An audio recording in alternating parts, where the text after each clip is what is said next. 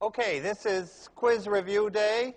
The quiz coming up on Wednesday will be, for this lecture, the quiz will be this hour, 1 o'clock, Wednesday in Walker, top floor of Walker. Closed book, all normal.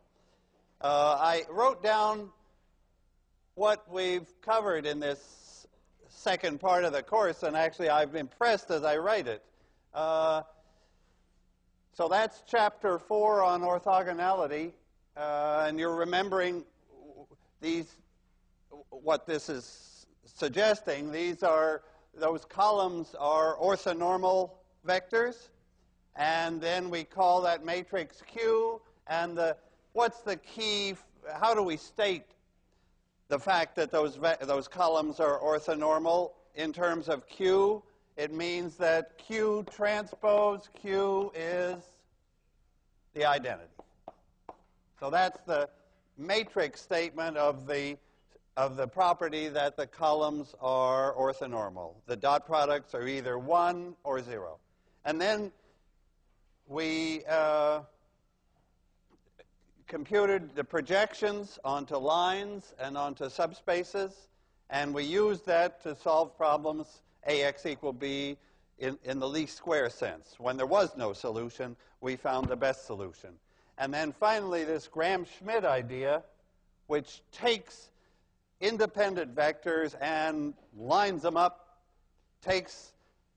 subtracts off the projections of the part you've already done so that the new part is orthogonal, and so it takes a basis to an orthonormal basis. And those calculations involve square roots a lot because you're making things unit vectors, but you should know that step. Okay, for determinants, the big picture is the properties of the determinants.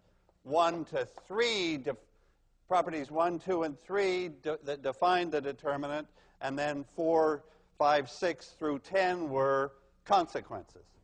Then the big formula that has n factorial terms, half of them have plus signs and half minus signs, and then the cofactor formula.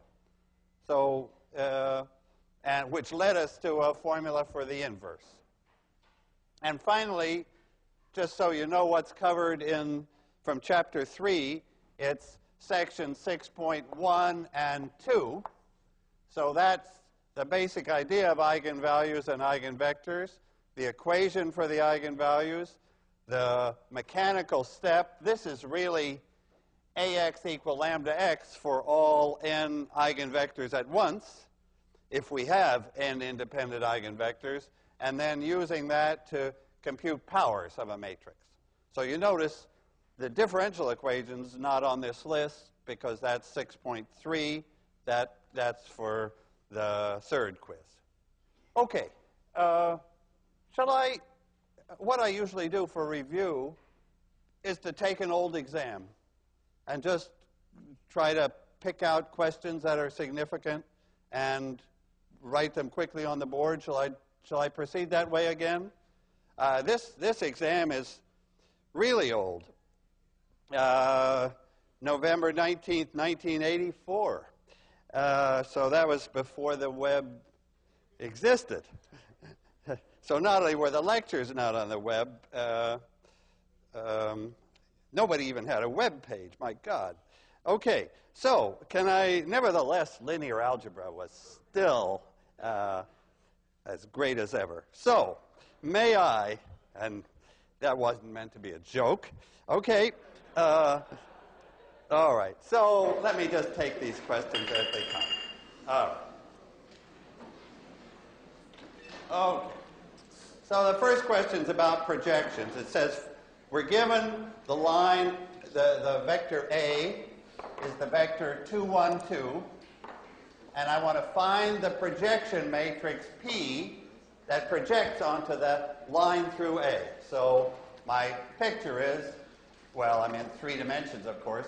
So there's a vector, there's the vector A, 2, 1, 2. Let me draw the whole line through it, and I want to project any vector B onto that line.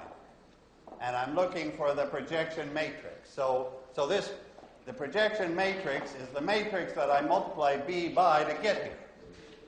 And I guess this first part, this is just part 1A, I'm really asking you, the quick way to answer, to find P is just to remember what the formula is. And we're projecting onto a line, so our formula, our usual formula is A transpose A, inverse A transpose. But now A is just a column, one column matrix, so it'll be just A, so I'll just call it little a transpose, and this is just a number now, 1 by 1, so I can put it in the denominator. So that's really what we want to remember, and using that 2, 1, 2, what will I get? I'm dividing by, what's the length squared of that vector? So what's A transpose A? Looks like 9. And what's the matrix? Well, I'm doing 2, 1, 2 against 2, 1, 2. So it's 1/9 of this matrix. 4, 2, 4, 2, 1, 2, 4, 2, 4. Now the next part asks about eigenvalues. So you see, since we're learning, we know a lot more now, we can make connections between these chapters. So what's the eigenvector? What are the eigenvalues of P? I could ask, what's the rank of P? What's the rank of that matrix? 1. Rank is 1. What's the column space? If I apply P to all vectors, then I fill up the column space. It's combinations of the columns. So what's the column space? Well, it's just this line. The column space is the line through 2, 1, 2. And now what's the eigenvalue? So, since that matrix has rank 1, so tell me the eigenvalues of this matrix. It's a singular matrix, so it certainly has an eigenvalue 0. Actually, the rank is only 1. So that means that there's going to be a 2-dimensional null space. There'll be at least 2. This lambda equals 0 will be repeated twice because I can find 2 independent eigenvectors with lambda equals 0. And then, of course, since it's got 3 eigenvalues, what's the third one? It's 1. How do I know it's 1? Either from the trace, which is 9 over 9, which is 1, or by remembering what is the eigenvector. And actually, now it's going to ask for the eigenvector. So what's the eigenvector for that eigenvalue? What's the eigenvector for that eigenvalue? It's the vector that doesn't move, eigenvalue 1. So the vector that doesn't move is A. This A is also the eigenvector with lambda equal 1, because if I apply the projection matrix to A, I get A again. Everybody sees it. If I apply that matrix to A, can I do it in little letters? If I apply that matrix to A, then I have A transpose A canceling A transpose A, and I get A again. So sure enough, PA equals A, and the eigenvalue is 1. Okay, good. Now, actually it asks you further to solve this difference equation. So this is solve UK plus 1 equals P UK, starting from U0 equal 990, and find UK. So what's up? Shall we find U1 first of all?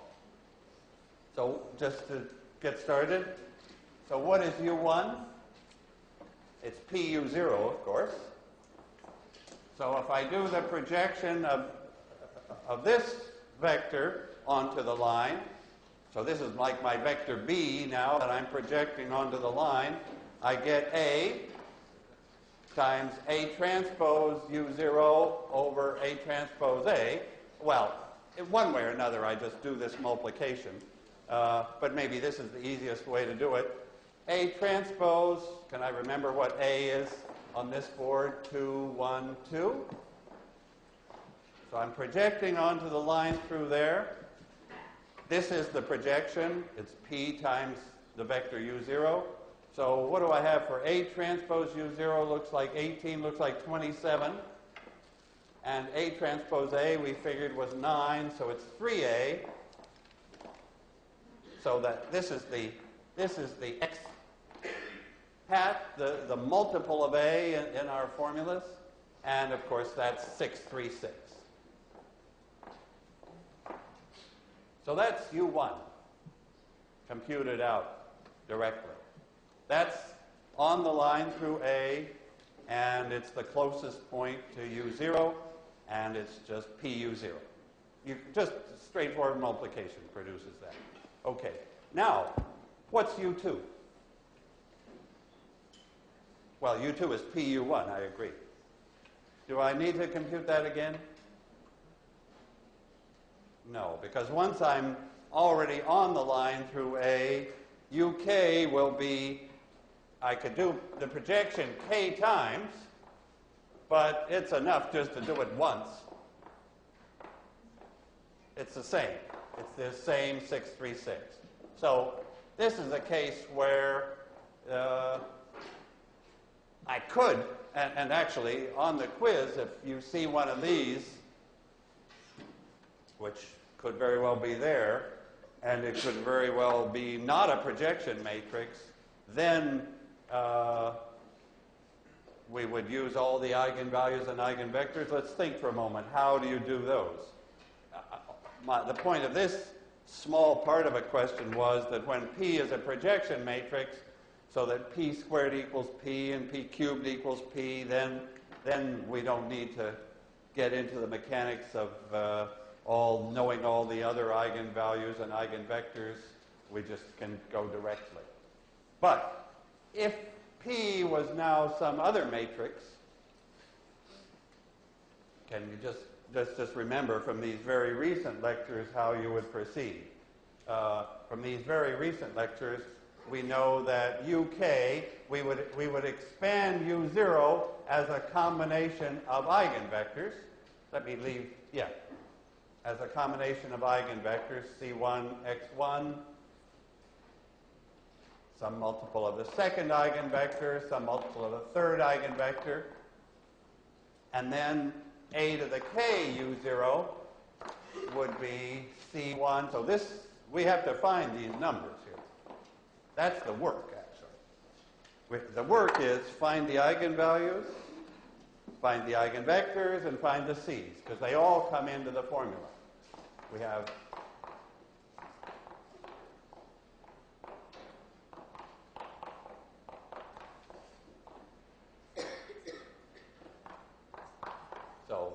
so to do this, you can see what you have to compute. You have to compute the eigenvalues, you have to compute the eigenvectors, and then to match U0, you compute the C's, and then you've got it. So it's just, that's a formula that shows what pieces we need. And what would actually happen in the case of this projection matrix? If this A is a projection matrix, then a couple of eigenvalues are 0. That's why we just throw those away. The other eigenvalue was a 1, so that we got the same thing every time, C3x3. From the first time, second time, third, all iterations left us with this constant, left us right here at 636. But maybe I'm taking this chance to remind you of what to do for other matrices. Okay, so that's partway through. Okay, the next question in 1984 is fitting a straight line to point, and actually a straight line through the origin. A straight line through the origin. So can I go to question 2? So this is fitting a straight line to these points. I'll just give you the points. At t equal 1, the y is 4. At t equal to 2, y is 5. At t equal to 3, y is 8. So we've got points 1, 2, 3, 4, 5, and 8. And I'm trying to fit a straight line through the origin to these 3 values.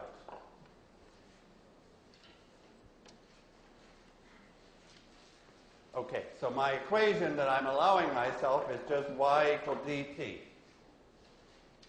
So I have only one unknown, one degree of freedom, one parameter d. So I'm expecting to end up my matrix. So when I try to fit a straight line that goes through the origin, that's because it goes through the origin, I've lost the constant c here. So I have just should be a quick calculation. I can write down the 3 equations I'd like to solve if the line went through the point. That's a good start, because that displays the matrix. So can I continue that problem? We would like to solve, so y is dt. So I'd like to solve d times 1 times d equals 4, 2 times d equals 5, and 3 times d equals 8. That would be perfection. If I could find such a d, then the line y equals dt would satisfy all 3 equations, would go through all 3 points, but it doesn't exist. So I have to solve this so that my matrix is now, you can see my matrix, it just has one column multiplying a scalar d, and you can see the right-hand side. This is my ax equal b. I don't need 3 equal signs now because I've got vectors. Okay. There's ax equal b, and you take it from there. The best x will come from, so what's the key equation? So here, this is the ax hat equal b equation. Well, ax equal b. And what's the equation for x hat? The best d. So to find the best d, the best x, the equation is A transpose A, the best d, is A transpose times the right-hand side. This is all coming from projection on a line. Our matrix only has one column. So A transpose A would be maybe 14 d hat, and A transpose B, I'm getting 4, 10, and 24. Is that right? 4, 10, and 24. So 38. So that tells me the best d hat is 38 over 14. Okay. Fine. All right. So we found the best line, and now here's the next question. What vector did I just project onto what line? See, in this section on least squares, here's the key point. I'm asking you to think of the least squares problem in 2 ways. 2 different pictures, 2 different graphs. One graph is this. This is a graph in the TB plane, TY plane, the line itself. The other picture I'm asking you to think of is like my projection picture. What projection? What vector am I projecting onto what line or what subspace when I do this?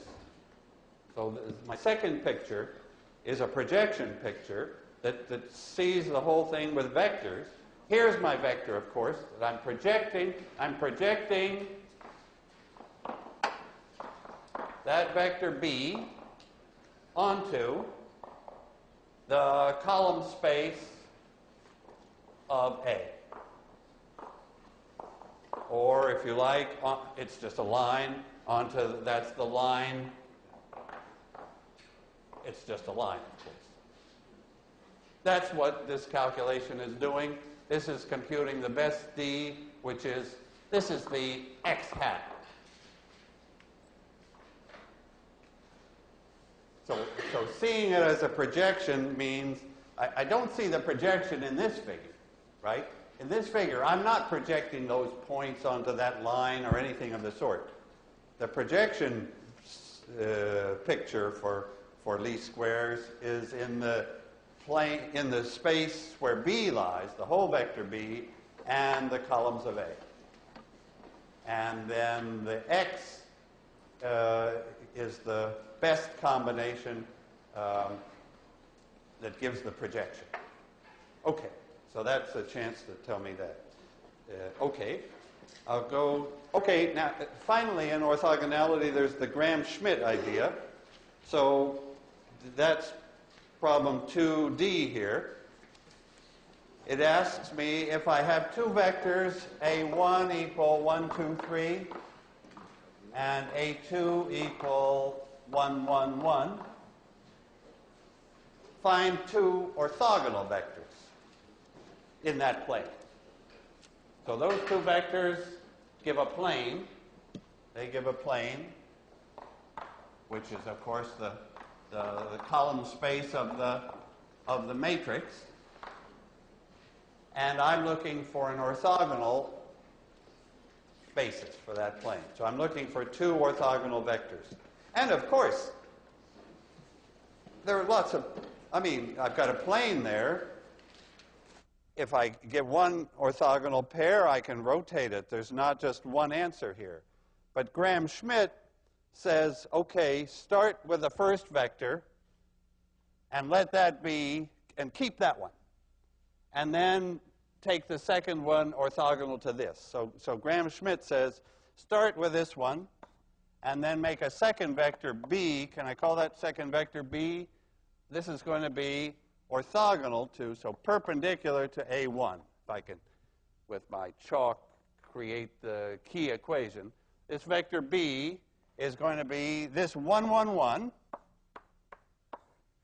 But that 1, 1, 1, 1, 1 is not perpendicular to A1, so I have to subtract off its projection. I have to subtract off the B, the B transpose, yeah, I should say the A1 transpose B over A1 transpose A1. That multiple of A1 I've got to remove.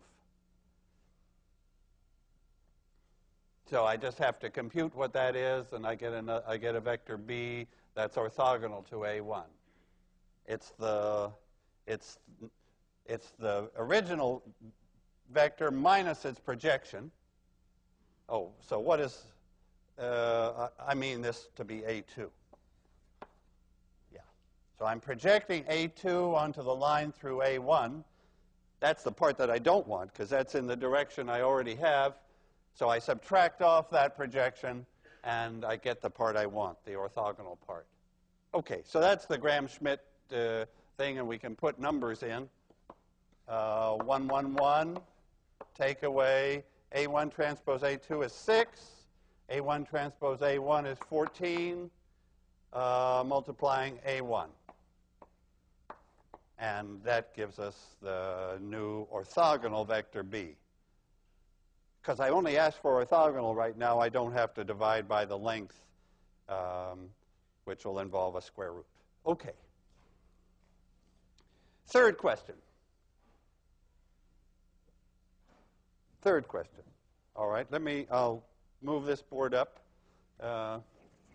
Third question will probably be about eigenvalues. Okay, 3. This is a 4 by 4 matrix.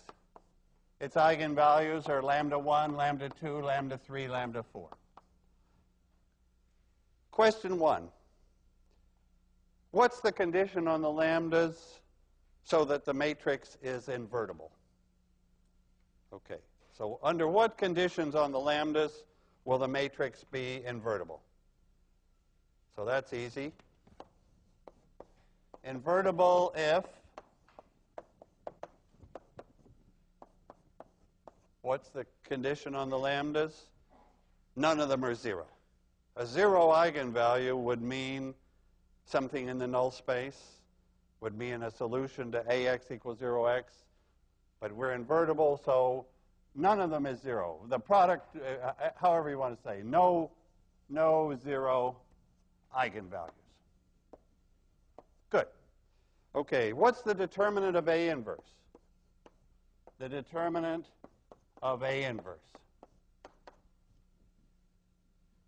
So where's that going to come from? Well, if we knew the eigenvalues of A inverse, we could multiply them together to find the determinant. And we do know the eigenvalues of A inverse. What are they? They're just 1 over lambda 1 times 1 over lambda 2. That's the second eigenvalue, the third eigenvalue, and the fourth. So the product of the 4 eigenvalues of the inverse will give us the determinant of the inverse. Fine. Okay.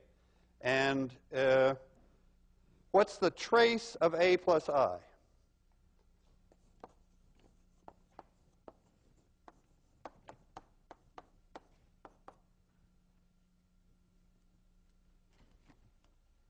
So what do we know about trace?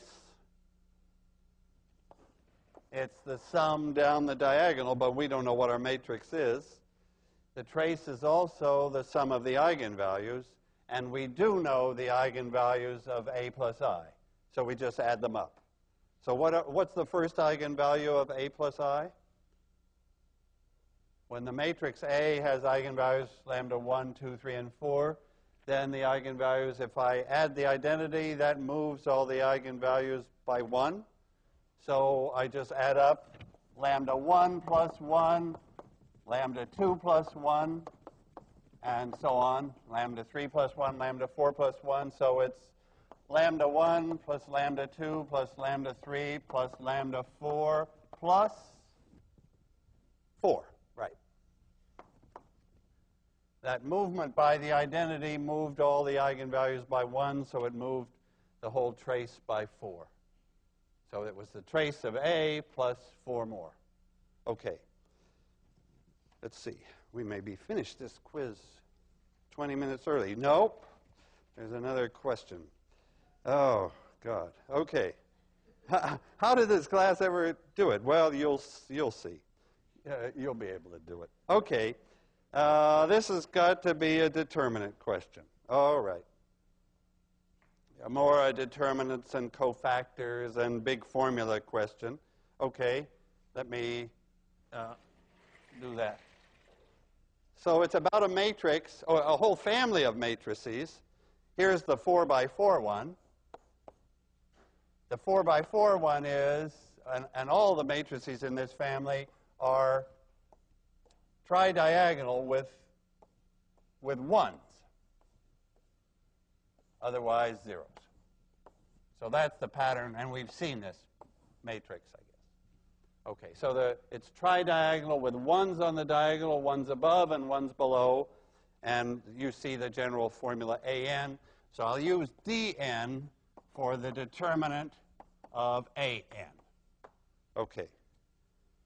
All right, so I'm going to do the first question is, use cofactors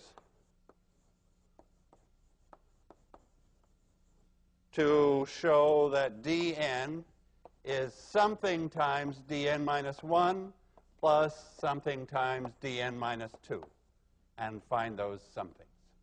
Okay. So the fact that it's tridiagonal with these constant diagonals means that there is such a recurrence formula. And so the first question is find it. Well, what's the recurrence formula? Okay, how does it go? So I'll use cofactors along the first row. So I take that number times its cofactor. So it's 1 times its cofactor. And what is its cofactor? dn minus 1. Right, exactly. The cofactor is this guy uses up row 1 in column 1. So the cofactor is down here. So it's one of those. Okay, that's the first cofactor term. Now the other cofactor term is this guy, which uses up row 1 and column 2. And what's surprising about that? When you use row 1 and column 2, that brings in a minus. There'll be a minus because the cofactor is this determinant times minus 1. The 1, 2 cofactor is that determinant with its sign changed. Okay, so I have to look at that determinant, and I have to remember in my head a sign is going to get changed. Okay, now how do I do that determinant? How do I make that one clear? The neat way to do is, here I see, I'll use cofactors down the first column. Because the first column is all zeros except for that 1. So this 1 is now, and what's its cofactor? Within this 3 by 3, its cofactor will be 2 by 2. And what is it? It's this, right? So that part is all gone. So I'm taking that times its cofactor, then 0 times whatever its cofactor is. So it's really just 1 times, and what's this in the general n by n case? It's dn minus 2. But now, so is this a plus or a sign or a minus sign? It's just a 1 because there's a 1 from there and a 1 from there. And is it a plus or a minus? It's minus, I guess, because it was a minus the first time, and then the second time it's a plus, so it's overall it's a minus. So there's my A and B were 1 and minus 1, those constants. That's the recurrence. Okay. And then it asks you to solve this thing first by writing it as a system. So now I'd like to know the solution. I better know how it starts, right? It starts with D1. What was D1? That's just a 1 by 1 case. So D1 is 1. And what is D2? Just to get us started. And then this would give us D3, D4, and forever. D2 is this 2 by 2 that I'm seeing here. And that determinant is obviously 0. So those little ones will start the recurrence, and then we take off. And then the idea is to write this recurrence as a dn minus 1 is some matrix times the one before, the dn minus 1, dn minus 2. What's the matrix? You see, you remember this step of taking a single second-order equation and by introducing a vector unknown to make it into a first-order system. Okay, so dn is 1 of dn minus 1 minus 1. I think that goes in the first row, right, from the equation above. And the second one is this, is the same as this, so 1 and 0 are fine. So there's the matrix. Okay, so now how do I proceed? We can guess what this examiner's got in his little mind. Well, find the eigenvalues. And actually, it tells us that the 6th power of these eigenvalues turns out to be 1. Well, can we get the equation for the eigenvalues? Let's do it, and let's get a formula for them. Okay. So what are the eigenvalues? I look at the matrix, this determinant 1 minus lambda and 0 minus lambda, and these guys are still there. I compute that determinant. I get lambda squared minus lambda, and then plus 1. And I set that to 0. Okay. So we're not Fibonacci here. We're not seeing Fibonacci numbers. because we had a sign change there. And it's not clear right away whether this, is it clear? Is this matrix stable or unstable? When we go further and further out, are these d's increasing? Are they going to zero? Are they bouncing around periodically? The answers have to be here. I would like to know how big these lambdas are, right? And the point is probably these, let's see, what's lambda? From the quadratic formula, lambda is 1. I switch the sign of that, plus or minus the square root of 1 minus 4ac. Am I getting a minus 3 there? Over 2.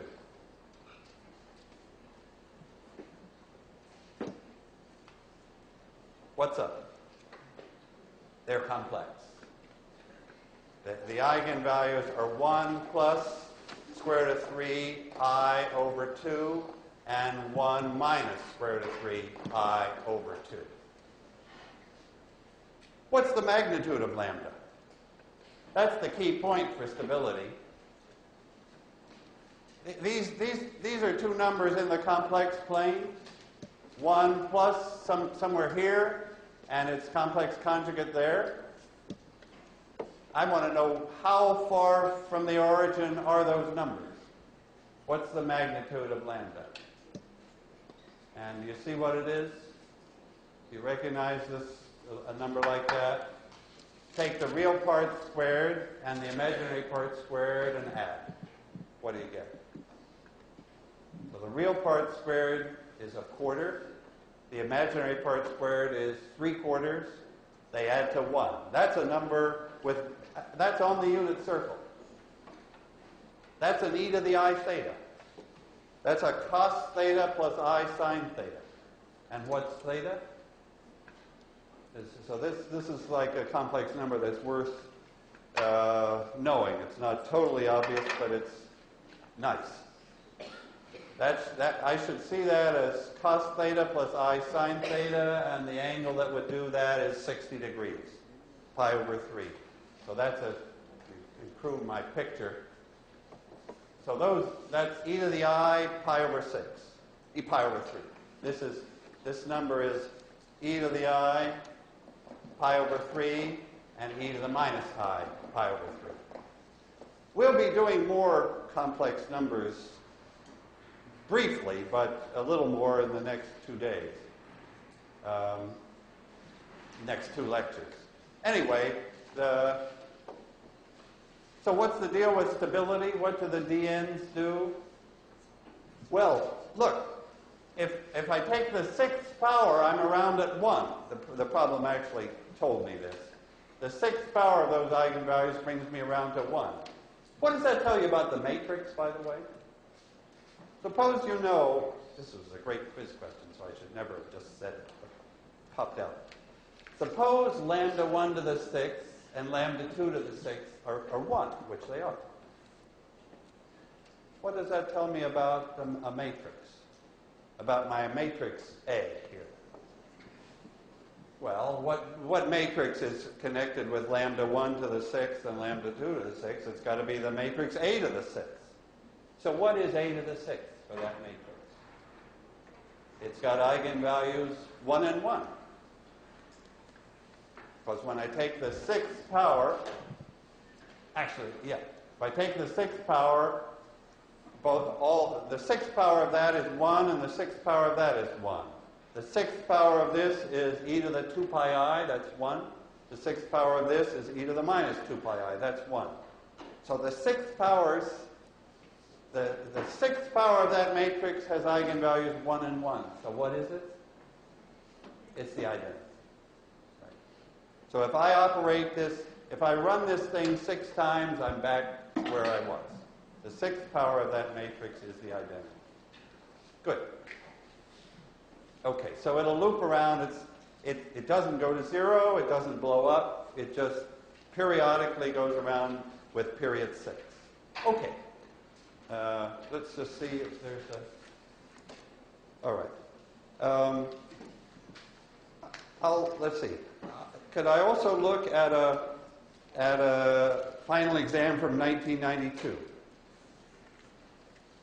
I think that's, yeah, let me do that on this last board.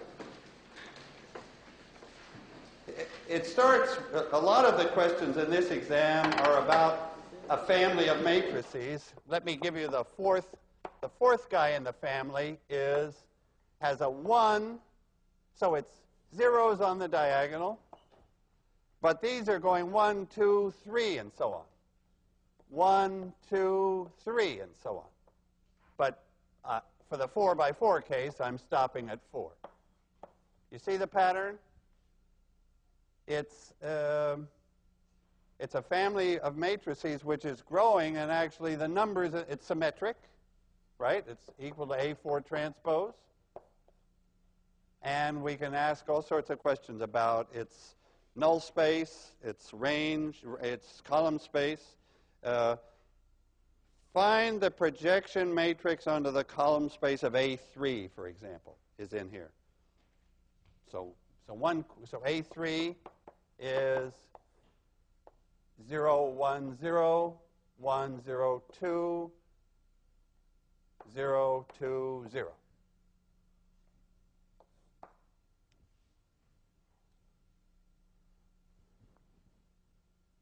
Okay, find the projection matrix onto the column space. By the way, is that matrix singular or invertible? Singular. Why do we know it's singular? I see that column 3 is a multiple of column 1, or we could take its determinant. So it's certainly singular. So the projection matrix will be 3 by 3, but it will project onto the column space. It'll project onto this plane, the column space of A3, and I guess I would find it from the formula A transpose A inverse. I guess I would do all this. There may be a better way. Perhaps, I could think there might be a slightly quicker way, but that would come out pretty fast. Okay, so that's be the projection matrix. Next question. Find the eigenvalues and eigenvectors of that matrix. Okay, there's a 3 by 3 matrix. Oh, yeah, so what are its eigenvalues and eigenvectors? We haven't done any 3 by 3s. Let's do one. I want to find, so how do I find eigenvalues? I take the determinant of A3 minus lambda I. So this is, you just have to, so I'm subtracting lambda from the diagonal, and I have a 1, 1, 0, 0, 2, 2 there, and I just have to find that determinant. Okay, since it's 3 by 3, I'll just go for it. This way gives me minus lambda cubed, and a 0, and a 0. Then in this direction, which has the minus sign, that's a 0, 4 lambdas, minus 4 lambdas, and minus another lambda, so that's minus 5 lambdas, but that direction goes with a minus sign, so I think it's plus 5 lambda. That looks like the determinant of A3 minus lambda I, so I set it to 0. So what are the eigenvalues?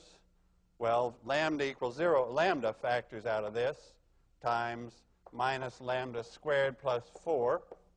So the eigenvalues are 5. Thanks. Thanks.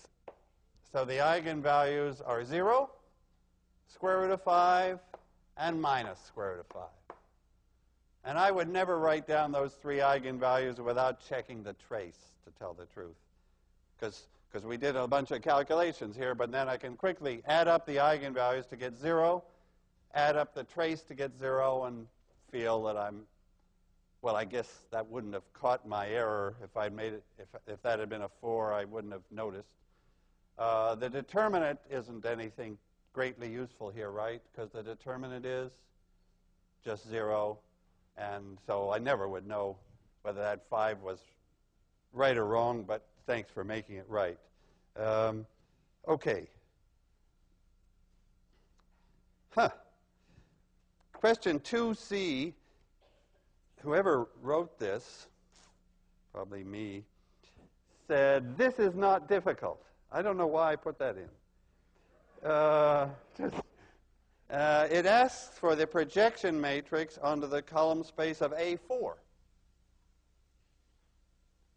How could I have thought that wasn't difficult? It looks extremely difficult.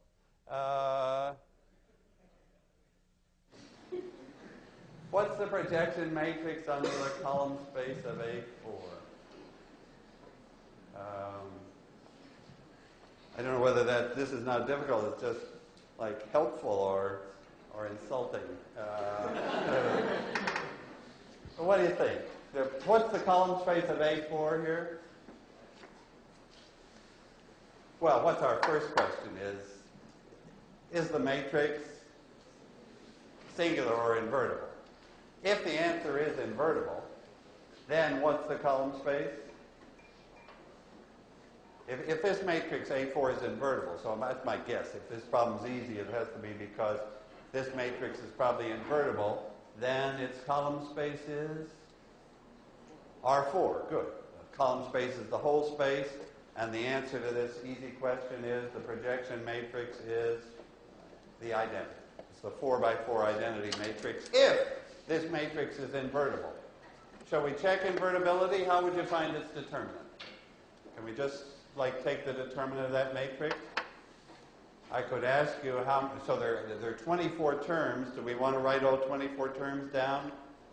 Not in the remaining 10 seconds. Better to use cofactors. So I go along row 1. I see 1. The only non-zero is this guy, so I should take that 1 times the cofactor. Now, so I'm down to this determinant. Okay. So now look at this first column. I see 1 times this. There's the cofactor of the 1. So I'm using up row 1 and column 1 of this 3 by 3 matrix. I'm down to this cofactor. And by the way, those were both plus signs, right? No, they weren't. That was a minus sign. That was a minus. And then that was a plus. And then this, so what's the determinant? 9. Determinant is 9. Determinant A4 is 9. Okay. Where A3, so my guess is, I'll put that on the final this year, probably the odd numbered ones are singular and the even numbered ones are invertible. And I don't know what the determinants are, but I'm betting that they have some nice formula. Okay, so recitations this week will also be quiz review. And then the quiz is Wednesday at 1 o'clock. Thanks.